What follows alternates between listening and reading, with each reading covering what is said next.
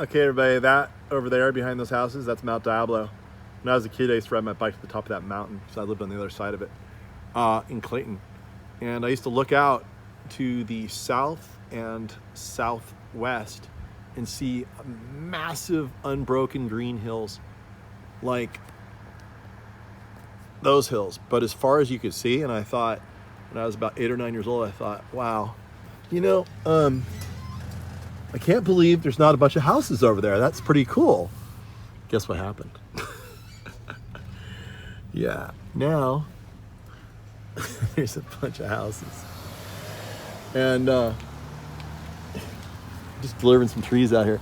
But you know, I'm looking at these gardens and it's so funny. When you go to the garden show, we used to build these gardens at these garden shows and it'd be like 20, 30 foot of frontage and then a different garden and a different garden and a different garden. But here, the houses have mild homogeneity. You kind of want houses to have some homogeneity, but also have their own character a little bit. So this is good in that regard. But the landscaping is crazy off the chart, just bizarre. Like here's an interesting, look at this wall. That is just wild. That is so much labor and expense to build this wall. I think there's going to be a little water feature. I don't know what's going on. There's little pipes in there, in those little holes, but that's a lot of effort. Anyway, so you should hold out your judgment until you're done. But then I started thinking, you know what? You could like get all kinds of ideas off of funny little landscapes in a neighborhood like this. Here's one, just standard walls. You got your artificial turf. A funny little walkway that goes around the house, and funny little statue of a guy and a girl at a fountain right there. Well, there's gonna be some unique ones here. Gonna be some unique ones. It's funny how people honk when they can just go around you. Overgrown roses, some nice hardscape. That's real stone there, by the way, facing. That's kind of nice, but. And then this guy used a similar kind of stone over here.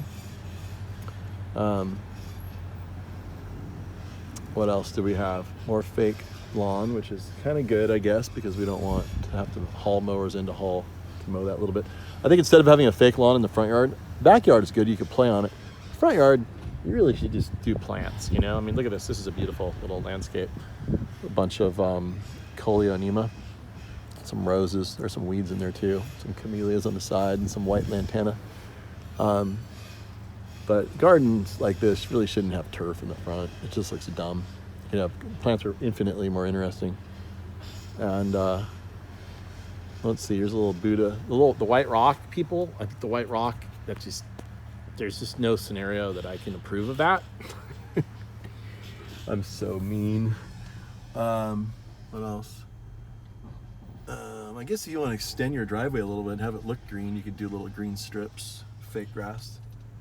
But oh, look at variegated Echium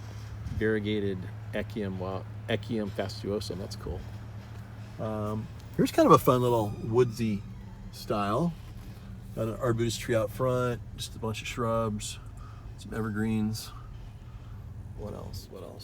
Okay. I don't like this garden. Just nothing but rock. Reminds me of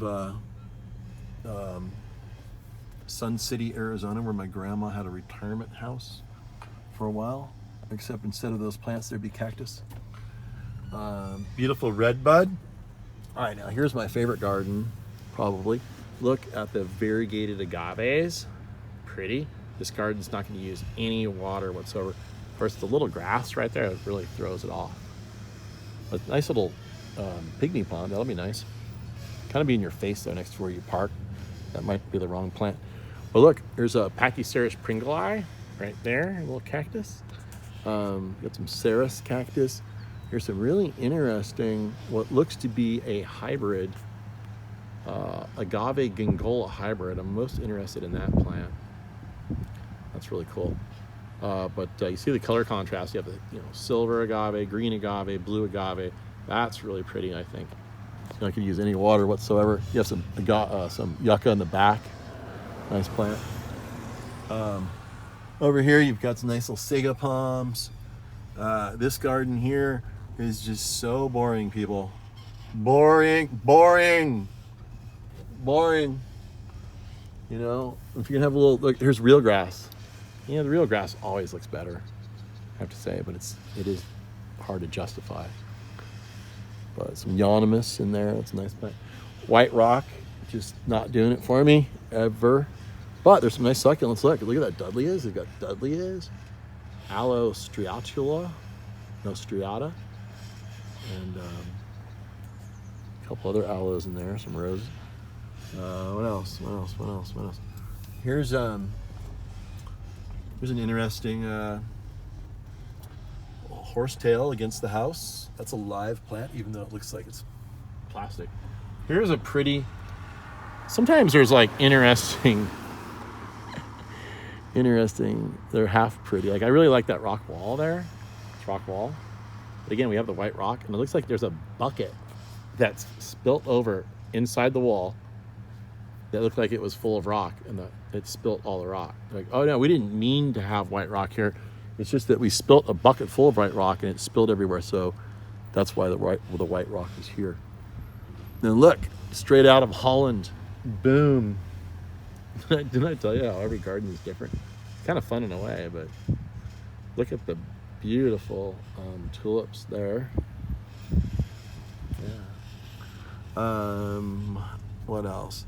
Here's a really boring garden. It's just a bunch of I don't even know what. That's like a lantana that froze out, and some hemerocallis daylilies. You got some azaleas up there, and a Japanese maple. But I like this garden, except again, there's that damn white rock. It's kind of a forested garden, kind of pretty. Got some beautiful ceanothus blue flower there.